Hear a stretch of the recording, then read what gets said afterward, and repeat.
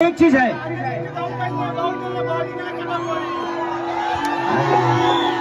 विवाद कराई जा रही है। जिंदगी में एक चीज है, आपके पास अगर 20 रोग आ जाए तो आप खुद ही डॉक्टर बन जाओगे। उसी तरह मुसीबत है, आपके पास अगर 20 मुसीबत आती है ना तो सबसे बड़ा इंसान वो बनता है, क्योंकि मुसीबत से निकलने उसे आता है।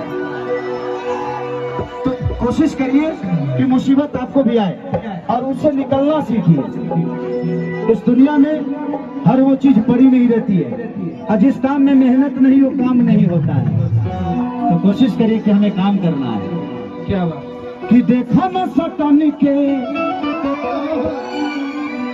ए धनिया पटन के, अरे चादर बिछा दे हनी पलम जी।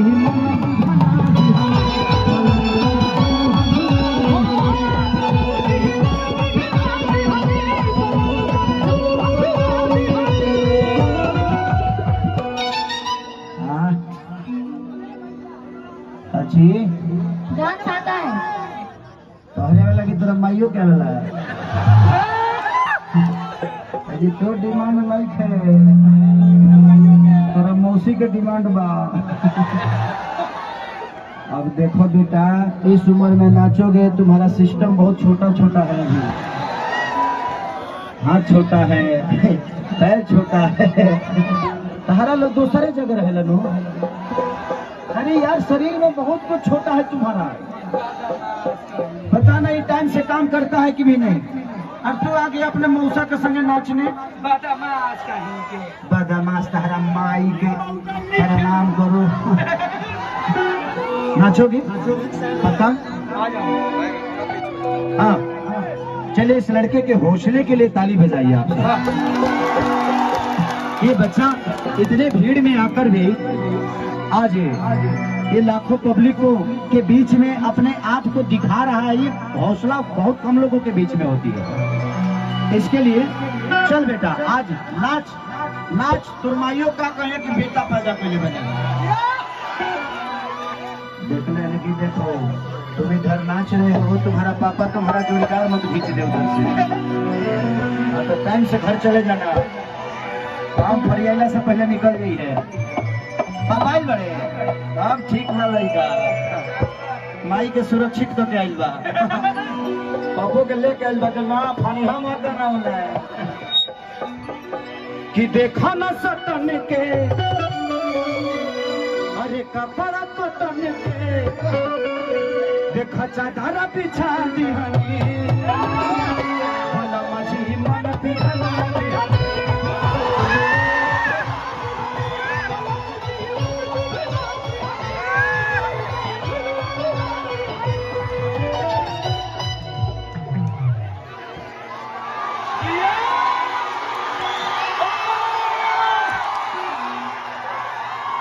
बेटा, अपने माई से पूछना कि तुम पक्का अपने पापा के ही बेटे हो ना। लेकिन मैं कभी बोली बोली आया नहीं यार, ये लड़का मेरी तरह डांस क्यों कर रहा है? हो सकता है कभी पेट में होगा तो उधर माई हमारा डांस देख लेने हुई है। रीजन वही जी फंसता कि पेट में पक्का हुई है, कर माई हमारा डांस देख ले हुई है। अजान तरी कौन गाना देखना हुई है कि पानी भी न सुखाता हमारा बहुदी रे भौजी, कि भौजी रे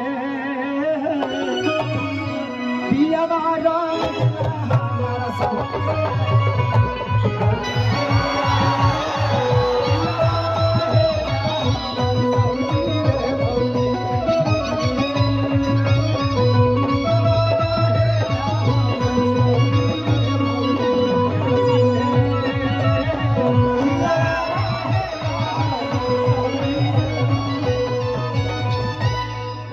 बेटा, तुम बहुत प्यारा मिर्गी डांस करते हो।